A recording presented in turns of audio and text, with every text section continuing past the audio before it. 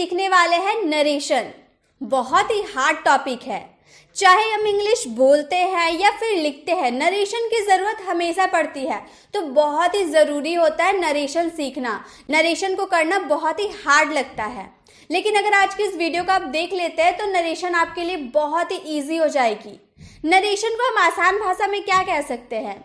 Back biting, यानी कि चुगली करना। नरेशन में हम चुगली करते हैं। जैसे आपने मुझसे कोई बात कही, मैंने आपकी बात किसी और से कह दी, चुगली कर दी आपकी, तो वो ही काम हम नरेशन में करते हैं। तो चलिए एग्जाम्पल्स के थ्रू समझते हैं। जैसे रिया, इसका नाम है रिया और इसका नाम है टीना। रिया ने डायरेक्ट टीना से कहा मैं आज स्कूल नहीं जाऊंगी क्योंकि मैं आज घूमने जा रही हूँ। रिया ने डायरेक्ट कहा ना कि मैं आज स्कूल नहीं जाऊंगी क्योंकि मैं आज घूमने जा रही हूँ। अब रिया की जो बात है आपने टीचर से कही। टीचर ने पूछा कि रिया स्कूल क्यों नहीं आई, तो आपने रिया की बात टीचर से कही। रिया ने कहा वह आज स्कूल नहीं आएगी क्योंकि वह घूमने जा रही है। आपने तो रिया की बात इनडायरेक्टली टीचर से कर दी। क्या रिया ने डायरेक्ट टीचर से ऐसा कहा था कि मैं आज स्कूल नहीं जाऊंगी क्योंकि मैं घूमने जा रही हूँ? नहीं ना कहा था। आपने वो बात किया, इनडायरेक्टली किया कि रिया ने कहा कि वह आज स्कूल नहीं आएगी क्योंकि वह घूमने जा रही है। डायरेक्ट कोई बात आपको कहता है, आप वो बात को इनडायरेक्टली अपने लैंग्वेज में कहते हैं दूसरे को, तो वही काम नरेशन में किया जाता है। ये बात आपने अपनी लैंग्वेज में कही ना कि रिया ने कहा कि वह आज स्कूल नहीं आएगी, तो अपने भाषा में किसी की बात को अपने भाषा में दूसरे को बोलना ही नरेशन में किया जाता है। देखिए यहाँ पर एक क्वेश्चन दिया हुआ है, Riya said I go to school. रिया ने कहा मैं स्कूल जाती हूँ। रिया ने कहा मैं स्कूल जाती हूँ। अब ये देखिए, इसे हम क्या कहते हैं? रिया सेड, इसे हम कहते हैं रिपोर्टिंग वर्ब। क्या है ये? Reporting verb. इसे हम रिपोर्टिंग वर्ब बोलते हैं। और जो इन्वर्टेड कॉमा में घिरा हुआ है ना, इसे हम बोलते हैं रिपोर्टेड स्पीच। ये आप ध्यान रखिए। रिया सैड, जो रिया, ये जो आपको इन्वर्टेड कॉमा से बाहर दिख रहा है, ये है रिपोर्टिंग वर्ब, और ये जो इन्वर्टेड कॉमा में घिरा हुआ है, ये है रिपोर्टेड स्पीच। तो गाइस, डायरेक्ट को इनडायरेक्ट में बदलने से पहले आप यही जान लें कि रिपोर्टिंग वर्ब और रिपोर्टेड स्पीच होते क्या हैं। तो मैंने क्या बताया? रिपोर्टेड वर्ब हो गया जो हमारा इन्वर्टेड कॉमा से बाहर रहता है ना, वो हमारा रिपोर्टिंग वर्ब हो जाता है, और जो इन्वर्टेड कॉमा में घिरा रहता है वो रिपोर्टेड स्पीच हो जाता है। रिपोर्टिंग वर्ब जरूरी नहीं है कि रिया सैड ही सिर्फ रिपोर्टिंग वर्ब हो सकता है। यहाँ पर सैड है, आस्क हो सकता है, टोल्ड हो सकता है, कुछ भी हो सकता है। तो जरूरी है, मैंने यहाँ सैड लिखा है तो सिर्फ सैड ही हो सकता है, कुछ भी हो सकता है। तो जो भी यहाँ पर रहेगा वो रिपोर्टिंग वर्ब हो गया, और इन्वर्टेड कॉमा से घिरा हुआ वो हो गया हमारा रिपोर्टेड स्पीच। अब यहाँ पे Riya said I go to school, इसे हम, ये तो डायरेक्ट बात हुई ना। रिया ने डायरेक्ट टीना से कहा मैं स्कूल जाती हूँ। रिया ने टीना से डायरेक्ट बात बोला। अगर टीना को किसी और से ये बात कहनी होगी तो टीना कैसे कहेगी? टीना कहेगी रिया सैड, रिया ने कहा दैट। अब आप सोचिएगा यहाँ दैट कैसे आया? दैट कैसे आया? तो गाइस ये भी आप ध्यान दीजिए, दैट कैसे आया? ये जो इन्वर्टेड कॉमा आप देख रहे हैं ना, इन्वर्टेड कॉमा को हटाने के लिए हम दैट का यूज करते हैं। इन्वर्टेड कॉमा को हटाने के लिए, ये आप याद रखिएगा। यहाँ पर आपको कोई इन्वर्टेड कॉमा दिख रहा है? नहीं। क्यों? क्योंकि हम लोगों ने इन्वर्टेड कॉमा को हटाकर क्या यूज कर दिया? दैट का यूज कर दिया। तो रिया सैड हम लोगों ने सिंपल लिख दिया, रिया सैड, रिया ने कहा, इन्वर्टेड कॉमा हटाकर दैट, कि सी वेंट टू स्कूल। अब यहाँ तो था I go to school, she went to school कैसे लिख दिए? तो ये यहाँ भी आपको ध्यान देने की जरूरत है। यहाँ पे आप कौन से टेंस की बात बोल रहे हैं? आई गो टू स्कूल, ये कौन सा टेंस है? आपने टेंस पढ़ा है तो आप इजीली समझ सकते हो ये कौन सा टेंस है। ये प्रेजेंट इंडेफिनिट का सेंटेंस है ना, ता ते ती, जिसमें सब्जेक्ट के बाद डायरेक्ट वर्ब का फर्स्ट फॉर्म हम लोग लगाते हैं, तो वही तो है प्रेजेंट इंडेफिनिट। जब आपका रिपोर्टेड स्पीच प्रेजेंट इंडेफिनिट में रहा तो उसे आप जब उसे इनडायरेक्ट में बनाएंगे आप, तो वो पास्ट इंडेफिनिट में बदल जाएगा। प्रेजेंट इंडेफिनिट इनडायरेक्ट में जाके पास्ट इंडेफिनिट में बदल जाएगा, ये आप ध्यान रखिए। तो यहाँ पे क्या है? आई गो टू स्कूल। अब यहाँ आई है तो हम लोगों ने सी क्यों लगाया? तो आप बोलने का ढंग देखिए, यहाँ पे रिया ने कहा कि मैं स्कूल जाती हूँ, लेकिन अगर आप दूसरे को वो बात बोलेंगे तो कैसे बोलेंगे? रिया ने कहा कि मैं स्कूल जाती हूँ, ऐसा बोलिएगा नहीं ना। आप बोलिएगा वह स्कूल जाती थी। रिया ने कहा वह स्कूल जाती थी, तो वह के लिए सी, क्यों? क्योंकि रिया एक लड़की है और लड़की के लिए हम सी का यूज करते हैं, और हम लोगों ने यहाँ पास्ट इंडेफिनिट में बदलना था, इसीलिए गो का हम लोगों ने सेकेंड फॉर्म वेंट कर दिया। उसके बाद to school, Riya said that she went to school. समझ में आया? आपको क्या समझना है? जब आपका रिपोर्टेड स्पीच प्रेजेंट इंडेफिनिट में रहे तो उसे इनडायरेक्ट में बदलने के लिए पास्ट इंडेफिनिट को यूज करना होगा, ये आपको ध्यान में रखना है। और इन्वर्टेड कॉमा को हटाकर हमें डैट का यूज करना होगा। और ये जो हम बात बोल रहे हैं ना, I go to school, reported speech जो है उसे हम अपनी भाषा में बोल रहे हैं ना कि वह स्कूल जाती थी, मैं स्कूल जाती थी, ऐसा नहीं बोल सकते हैं। वो तो आप खुद की बात करने लगे ना कि मैं स्कूल जाती थी, लेकिन आपको रिया की बात कहनी है तो आप बोलिएगा वह स्कूल जाती थी, इसीलिए सी वेंट टू स्कूल। क्लियर? और भी एग्जाम्पल देखते हैं और भी आपको क्लियर हो जाएगी। अब देखिए आप यहाँ पे example, Ram sad I play cricket. पहले हिंदी हम समझते हैं, ठीक है। Ram sad I play cricket, Ram कहा मैं क्रिकेट खेलता हूं। कौन सा टेंस है? ता हूं, ते है, कौन सा टेंस हो गया? ये प्रेजेंट का इनडेफिनिट सेंटेंस है। ये तो हम लोगों ने जाना कि प्रेजेंट का इनडेफिनिट सेंटेंस है।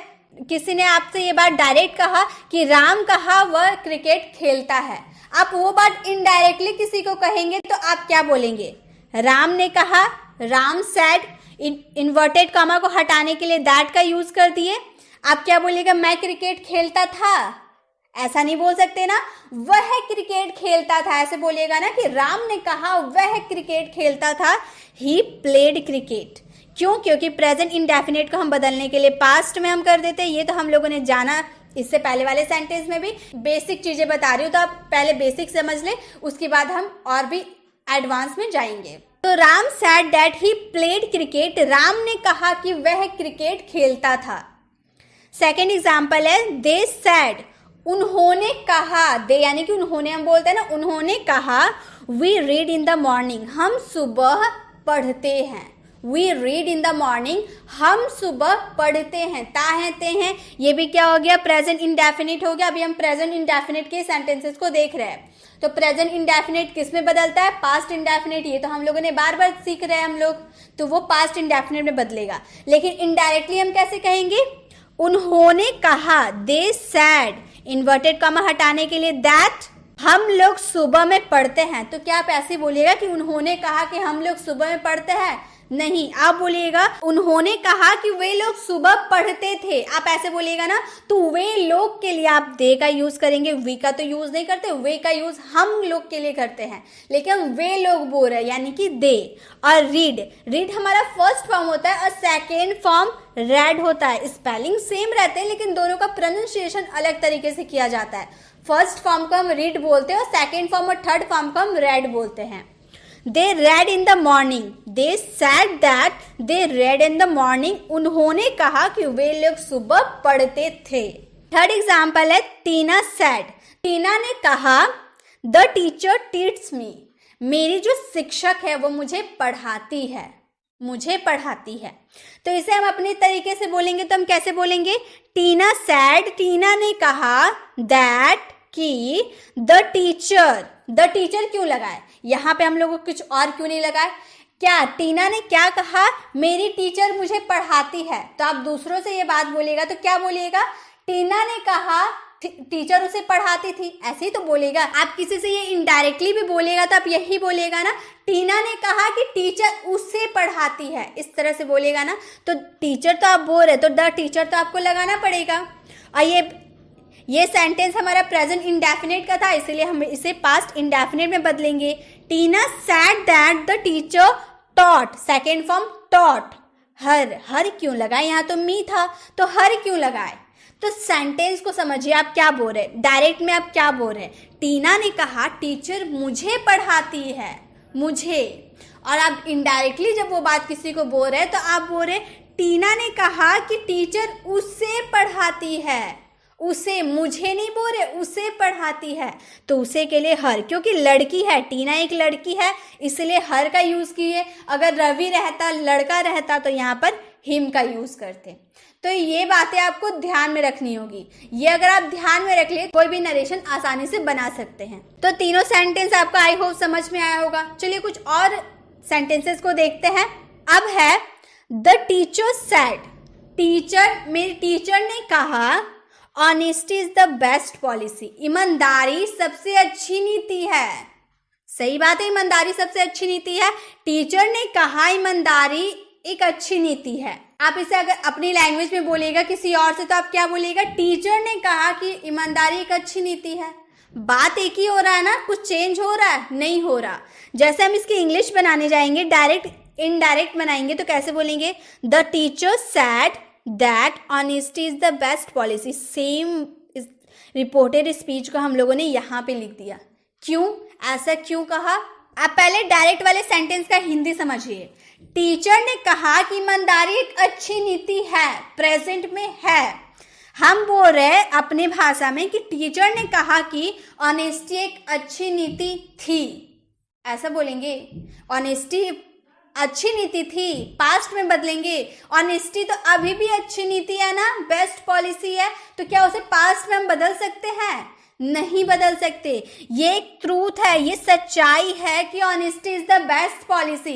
जब कोई सच्चाई की बात आप बोल रहे, यूनिवर्सल ट्रूथ की बात कर रहे, तो वो चेंज नहीं होता है, चाहे वो कौन सा भी टेंस में हो, वो चेंज नहीं होता है। यूनिवर्सल ट्रूथ अगर रहे तो वो चेंज नहीं होता है। Honesty is the best policy, ये तो सच्चाई है, तो हम इसे पास्ट में नहीं बदल सकते। प्रेजेंट में अगर रहे तो इसे पास्ट में हम बिल्कुल नहीं बदल सकते। इसीलिए ये हम लोगों ने कुछ चेंज नहीं किया इसमें। हम लोगों ने सिर्फ इनडायरेक्टली अगर हम किसी से बात बोलेंगे तो भी ऐसे ही बोलेंगे, टीचर ने कहा कि ईमानदारी एक अच्छी नीति है। तो अब ये अगर आपने समझ लिया तो सेकेंड वाला आसानी से समझ सकते हैं। क्या? देखिए, द टीचर सेड, टीचर ने कहा the sun rises in the east, सूरज पूरब से उगता है। इसका जब हम इनडायरेक्ट बनाएंगे तो कैसे बनाएंगे? द टीचर सेड, टीचर ने कहा दैट कि द सन, अब ये क्या? राइजेज, यानी कि ये प्रेजेंट इंडेफिनिट है, तो इसे पास्ट इंडेफिनिट में बदलना पड़ेगा ना। तो कैसे बोलेंगे? द सन, हमारा सेकेंड फॉर्म तो रोज होता है, तो हमने यहाँ पर राइज क्यों लिख दिया? रोज लिखना चाहिए ना, मैंने यहाँ पर गलती लिख दिया। अगर आप ये सोच रहे तो आप बिल्कुल गलत है। क्यों हम यहाँ रोज लिखेंगे? ये प्रेजेंट इंडेफिनिट का है कि सूरज पूरब से उगता है। तो हम जब इसे इनडायरेक्टली किसी को बोलेंगे तो हम इस तरह बोलेंगे, सूरज पूरब से उगता था बोलेंगे। सूरज तो अभी भी पूरब से उगता है, तो क्या हम इसे पास्ट में बदल सकते हैं? ये भी तो यूनिवर्सल ट्रूथ है, हमें ये सच्चाई है कि सूरज पूरब से उगता है, तो इसे पास्ट में आप नहीं बदल सकते। इसीलिए हमने यहाँ पर the sun rises in the east ही लिखा, रोज नहीं लिखा। The teacher said that, teacher ने कहा कि the sun rises in the east, सूरज पूरब से उगता है। तो यूनिवर्सल अगर ट्रूथ की बात, आपकी रिपोर्टेड स्पीच यूनिवर्सल ट्रूथ में रहे तो वो चेंज नहीं होता है, वो प्रेजेंट का पास्ट नहीं बदल जाएगा, वो जैसे है वैसे ही रहेगा।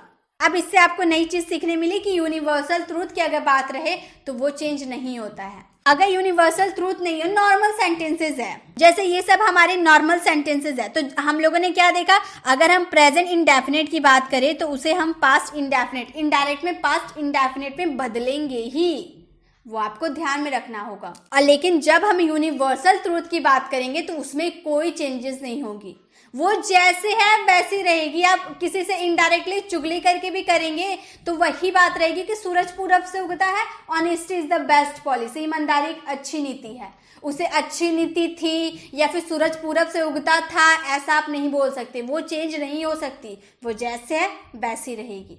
तो ये आपको ध्यान में रखनी होगी। तो आज के इस वीडियो में हम लोगों ने क्या सीखा?